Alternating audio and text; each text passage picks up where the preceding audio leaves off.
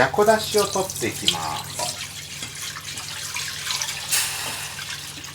100g のじゃこで作れる量ですから 3.5 リットルですね。これを火をつけて 100g のじゃこ入れていきますけども、クッキングノートに頭や腹わたを取ってと書いてますけども、これ小さいので取る必要ないですね。これは全部入れちゃいます。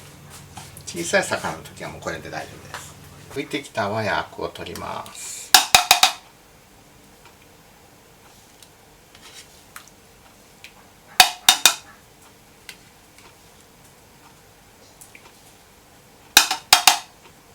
はい、本当はこれをこすんですけども、網ですくっちゃいますね。めんどくさいので。アクと一緒に取っちゃいます。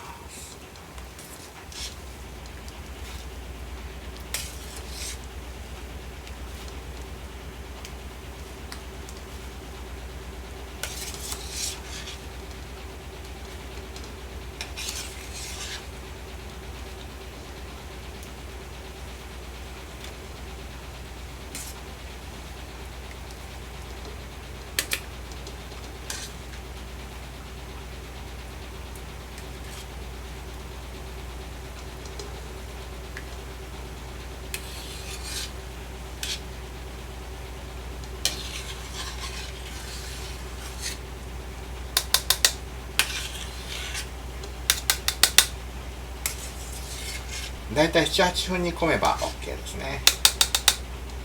だしがよく取れてます。お惣菜とかのだし汁として使うことができます。じゃこだしの完成です。